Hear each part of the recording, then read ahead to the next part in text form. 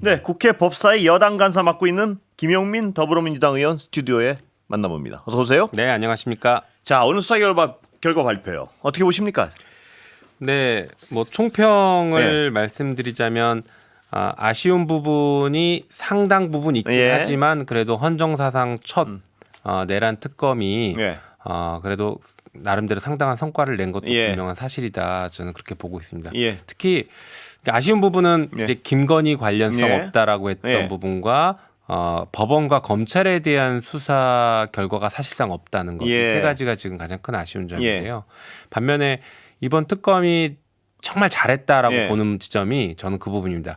12.3 비상계엄의 목적이 윤석열의 독재다. 독재를 위해서 한 것이다라는 것을 밝혀낸 것. 이것은 이번 내란 특검의 가장 큰 성과다라고 저는 그 부분을 가장 큰 성과로 보시는군요. 왜냐하면 그동안 12.3 비상계엄을 뭐 민주당의 입법 폭주 때문에 했다. 마치 그래서 정치적인 어떤 문제, 정쟁이었던 것, 정쟁 과정에서 툭 튀어나온 것처럼 우연인 것처럼 얘기했는데 그게 아니라 윤석열은 처음부터 대통령이 돼서 곧바로부터 이 내란을 계속 계획했고 거기에 맞춰서 사람도 바꿔가면서 여기까지 왔다라는 것을 밝혀낸 것이죠. 그 부분도 눈에 띄어요. 뭐냐면 총선 결과에 상관없이 하려고 했다는 부분. 네, 그러니까 맞습니다. 총선을 이건 지건 그냥 독재를 하고 싶었던 것 같은데요, 보니까. 예, 맞습니다. 그거는 좀 의외였어요. 섬뜩하죠. 사실은 저는 이제 총선 전에 윤석열이 비상계엄 할 수 있다라는 얘기를 좀 하고 다녔어요. 그래서 민주당이 과반 이상, 단독 과반 이상을 해야 된다, 저지하기 위해서 이런 말씀을 좀 드리고 다니긴 했었는데 실제로 그때부터 이미 비상계엄을 실제 준비하고 있었다는 것에 대해서 좀 많이 놀랐습니다. 저도. 저는 근데 그게 방금 말씀드린 부분이 왜 놀랐냐면 그 전에 이 통치를 엉망으로 하지 않았습니까? 맞습니다. 그럼 그 엉망으로 한 이유가 내가 아무리 선거 져도 난 상관없어. 내가 비상계엄 하면 되니까. 이건 좀 짐작이 가는데 그렇죠. 선거에 이겨도 하려는 생각을 했다는 거는 그렇게까지 했었나? 이거 무조건 어떤 독재를 하겠다는 생각이었던 것 같은데. 그렇죠. 이게 사실은 총선에서 이기더라도 윤석열 입장에서는 자기의 임기는 5년이거든요. 이걸 연장시킬 수 있는 방법이 없어요. 그러면 결국에는 개헌을 통해서 자기 임기 연장하고 그다음에 자기가 임기가 끝나고 나서도 안전한 노후를 보장받기 위해서는 후계자를 지명해야 됩니다. 그래서 이 후계자 지명까지 개헌을 통해서 완성해야 최종 목표에 달성하는 구조였기 때문에 선거에 이겨도 했다라는 게 지금 돌이켜 생각해 보면 이 사람은 처음부터 진짜 그렇습니다. 장기 집권을 목표로 했다라는 게 이제 드러난 거죠. 그리고 아까 김 의원님 말씀하셨지만 가장 어떤 국민들이 갸우뚱하는 부분은 사법부에 대한 수사가 과연 제대로 이루어졌느냐 이 부분일 텐데 어떻게 보십니까? 맞습니다. 오늘 사법부에 대해서 뭐 불기소 무혐의했다라는 것을 설명하긴 했는데 제가 알기로는 사법부에 대한 수사는 거의 못한 것으로 알고 있습니다. 그래요? 사법부와 검찰에 대한 수사를 거의 하지 못한 상태에서 내린 결론이라고 봅니다. 예를 들면 사법부와 관련해서 뭐 조이대 천대엽 이런 분들이 지금 혐의자로 기재가 오늘 얘기를 했는데 그분들에 대한 압수수색 영장 혹은 통신영장이라도 발부 받아봤는지 전화통화 내역이라도 확인했는지 이런 것들에 대해서 지금 특검 못 밝히고 있거든요. 아마 못했을 겁니다. 그런 이유가 있습니다. 못했을 가능성이 매우 높은 이유가 있는데 그것은 특검 내에서 검사들, 파견 나온 검사들이 제대로 일을 하지 않았고 그 부분 수사에 있어서는 맞습니다. 그러니까 전반적으로 제대로 수사를 하는데 어느 순간부터 좀 방임하기 시작하고 사실상 방해까지 이르렀다는 평가를 받고 있거든요. 뭐 검찰 개혁이 이루어져서 앞으로 이제 검찰청 폐지되고 나니까 우리가 왜 특검에서 수사 열심히 해야 되지? 이런 분위기들이 만들어졌다는 겁니다. 저는 동의할 수는 없지만 어쨌든 그러다 보니까 박성재 전 장관에 대한 수사나 이런 것들에 대해서 다 계속 어려움을 겪게 되는 것이고 그러다 보니까 검찰에 대한 수사는 거의 하지도 못했고 더 나아가서 법원에 대한 수사는 더더욱 하지 못하는 이런 구조이지 않았을까라고 추정해 봅니다. 자, 그러면 오늘 얘기 나가기 전에 어떻게 해야 됩니까? 이 상황에서 수사가 마무리됐는데 앞으로. 이제 두 가지 방식이 있는데요. 하나는 지금 논의가 되고 있는 2차 특검 혹은 종합 특검, 그러니까 새로운 특검으로 하는 방식이 있고 다른 하나는 이제 뭐 국수본, 국가수사본부에서 수사를 하는 방식 이게 이제 흔히 논의가 되고 있죠. 저는 개인적으로는 아까 말씀드렸던 이 파견 검사들의 문제가 예. 여전히 남아 있다라고 하면 예. 차라리 국수본과 지난번 내란 수사했던 것처럼 예. 국수본과 공수처가 예. 합동수사본부를 꾸려서 별도의 수사를 여기서 진행하게 하는 것도 하나의 예. 방법이지 않을까라는 생각을 하고는 있습니다. 예. 이제 그럼에도 불구하고 특검이 더 필요하고 특검이 더 제대로 수사할 수 예. 있을 것 같다라고 뭐 당이 판단한다라고 하면 저도 거기에 이제 전적으로 의견을 동의를 할 생각인데 예. 지금까지의 뭐 제가 본 여태껏의 뭐 생각으로는 현재 그 수사기관이 하는 게 더 낫지 않을까, 예. 효율적이지 않을까 이 정도는 생각하고 있습니다. 당내 논의가 시작됐습니까? 이제 좀 논의가 시작되고 있죠. 예. 내일 저희가 의총이 잡혀 있는데 예. 의총에서도 이 부분이 논의가 이루어지지 않을까 이렇게 예상합니다. 예. 통일교 특검은 어떻게 되고 있습니까? 통일교 특검은 예. 이게 결론적으로는 지금은 매우 그 특검을 얘기할 단계가 아니다. 예. 저는 그렇게 예. 봅니다. 왜냐하면 우리가 특검을 얘기할 때는 수사기관이 수사를 안 하거나 예. 공정하지 못한 수사를 할 경우에 특검을 얘기하는데 예. 오늘 이미 경찰에서 압수수색 다 들어갔습니다. 예. 수사하자마자 지금 압수수색부터 막 하고 있거든요. 예.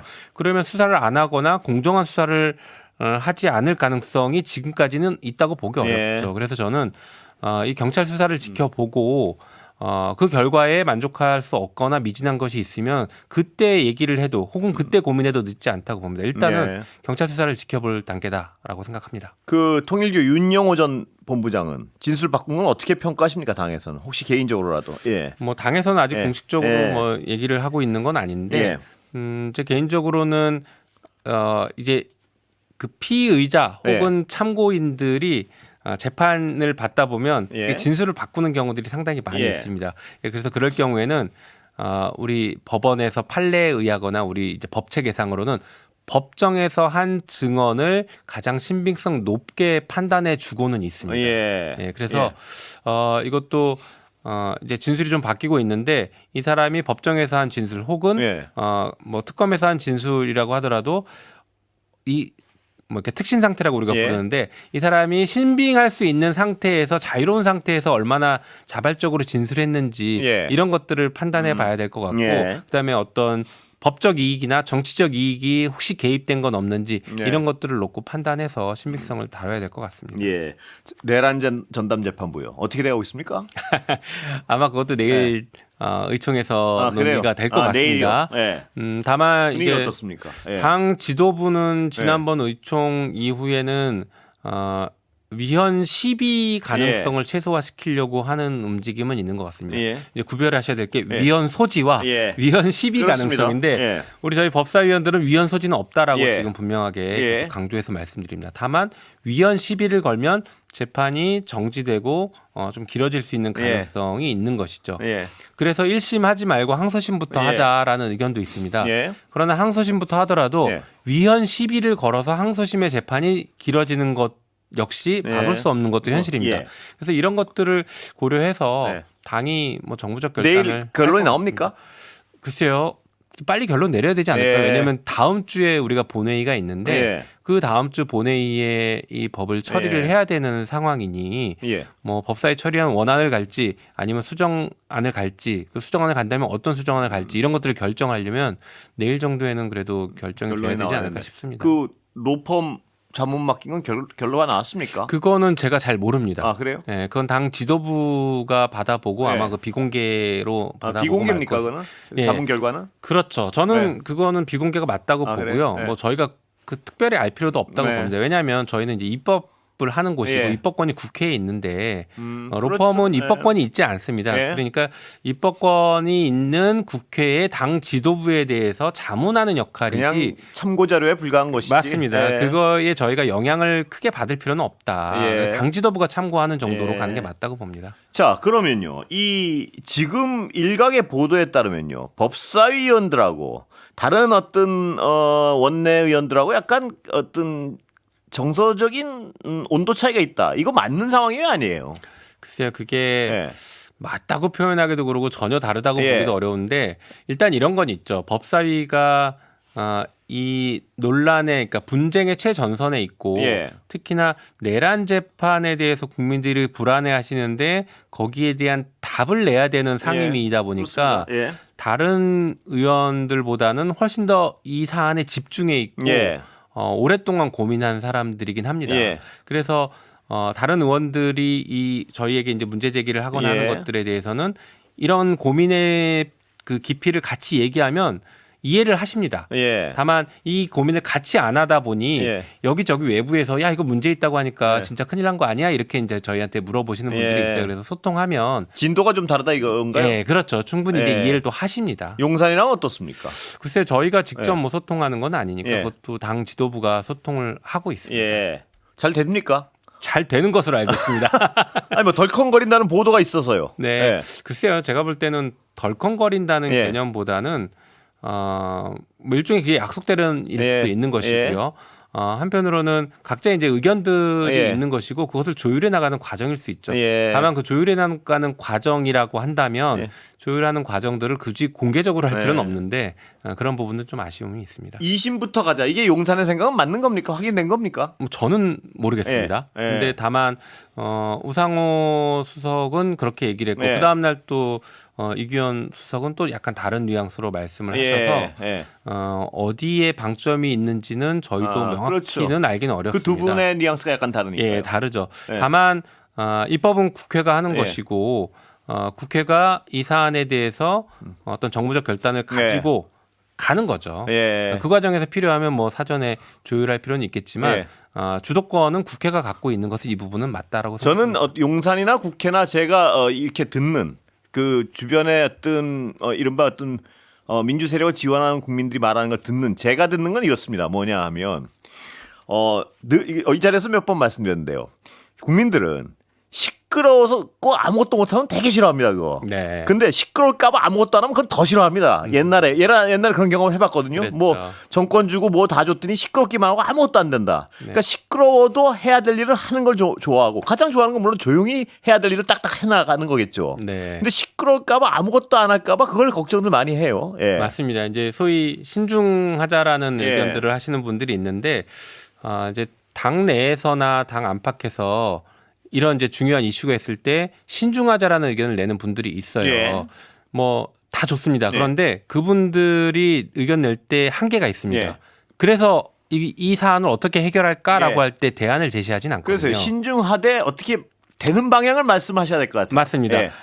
그런데 그런 대안을 제시하지 않고 누군가가 국민의 어떤 의견을 모아서 이렇게 가야 된다라고 주장할 때 신중해야 된다. 이런 브레이크 예. 거는 역할은 많이 했지만 예. 실제 대안을 제시하거나 아니면 먼저 어떤 예. 이 사안은 그렇습니다. 이렇게 끌고 그건 가야 저도 된다. 전적으로 동의합니다. 예, 이런 얘기를 하진 못했죠. 그래서 이렇게 평가할 수도 있죠. 이게 무능한 것을 신중으로 포장한 것 예. 아니냐. 그렇습니다. 예. 그러니까 아무것도 안 하는 신중은 절대 신중이 아니에요. 맞습니다. 예. 그래서 우리 민주당이 가장 경계해야 될 점이 예. 무능하다라는 모습을 보이면 안 됩니다. 예.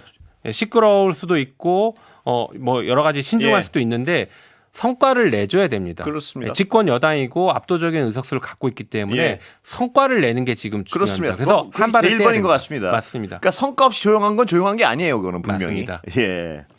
물론 성과가 있게 조용하게 성과를 내면 최고고요.